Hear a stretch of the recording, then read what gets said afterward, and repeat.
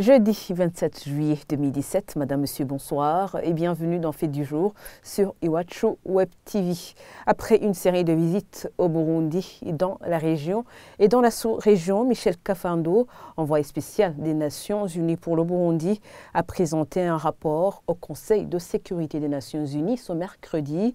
Dans son rapport, l'ancien président burkinabé de transition indique que des actions collectives et communes doivent être envisagées par la communauté internationale pour résoudre la crise au Burundi, des actions qui visent notamment à encourager le gouvernement burundais à s'engager impérativement dans un dialogue inclusif.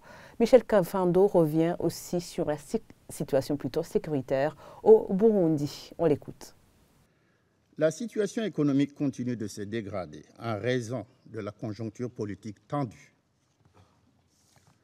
Quant à la situation sécuritaire, elle s'est améliorée depuis le début de l'année. À Bujumbura, tout semble calme et les populations vaquent librement à leurs occupations.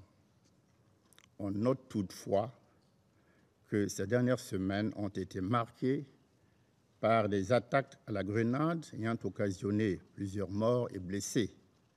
Les nouvelles perspectives et orientations que nous devons envisager pour le règlement de la situation au Burundi, une action collective et commune visant à persuader le régime burundais d'accepter des mesures d'apaisement, notamment celles proposées par le facilitateur et celles plus générales contenues dans l'accord d'Arusha.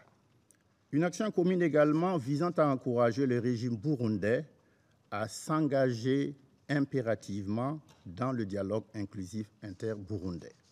Et pour Albert Shingiro, l'ambassadeur du Burundi auprès des Nations Unies, les affaires constitutionnelles du pays ne doivent pas faire objet de débats en dehors du cadre national.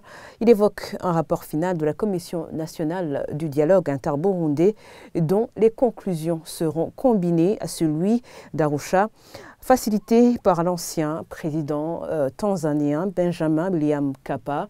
Et selon l'ambassadeur Shingiro, cela va favoriser une production d'une feuille de route en vue de préparer les élections de 2020. J'en propose de le suivre. Le dialogue n'est pas en panne, comme certains veulent le faire croire. Il est sur une trajectoire évolutive. Le processus intérieur qui était piloté par la Commission nationale de dialogue inter-burundais a pris fin. Et un rapport final a été transmis aux autorités nationales.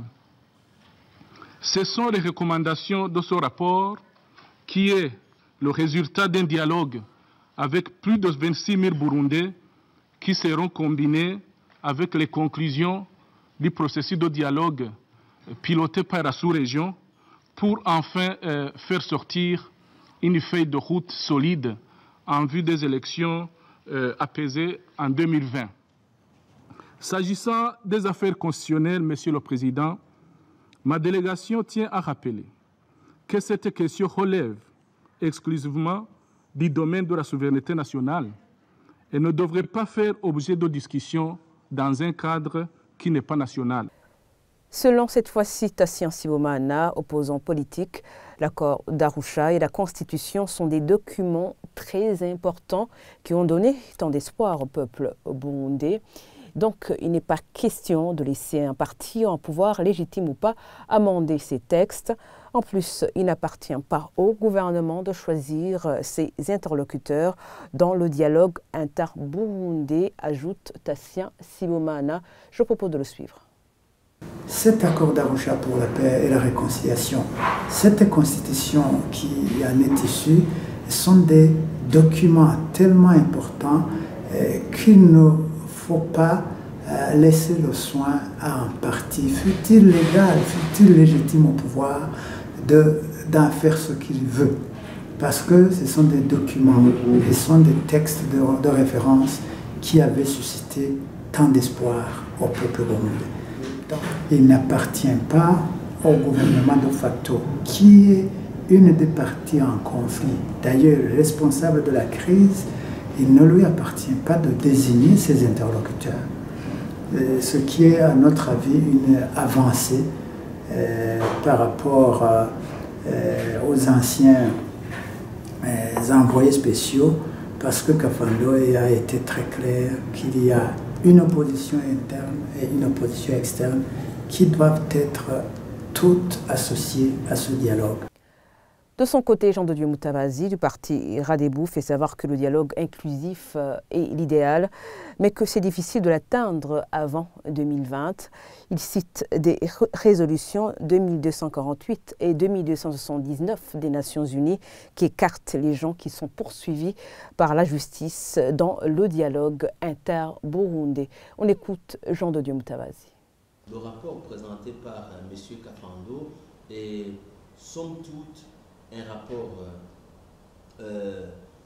je dirais, satisfaisant, mais qui, au niveau du souhait d'un dialogue inclusif pouvant inclure l'opposition radicale, nous l'avons jugé que c'était un souhait idéal, difficile à atteindre avant 2020. Selon les résolutions des Nations Unies 2248 et 2279, les gens qui ont usé de la violence pendant la période 2015 et qui sont même poursuivis par la justice burundaise, ceux-là ne sont pas concernés par le dialogue inter-burundais. C'est là où ça nous a semblé que M. Kafando l'a ignoré et l'a oublié. Et ce sont des propos recueillis par Dorine Niyungeko. Et avant de clôturer ce fait du jour, sachez que les deux interventions de Michel Kafando, l'envoyé spécial des Nations Unies pour le Burundi, et de l'ambassadeur Albert Shingiro, ambassadeur du Burundi auprès des Nations Unies, nous les avons eus sur le site des Nations Unies. Voilà, c'est ici que nous clôturons ce fait du jour. Merci de l'avoir suivi.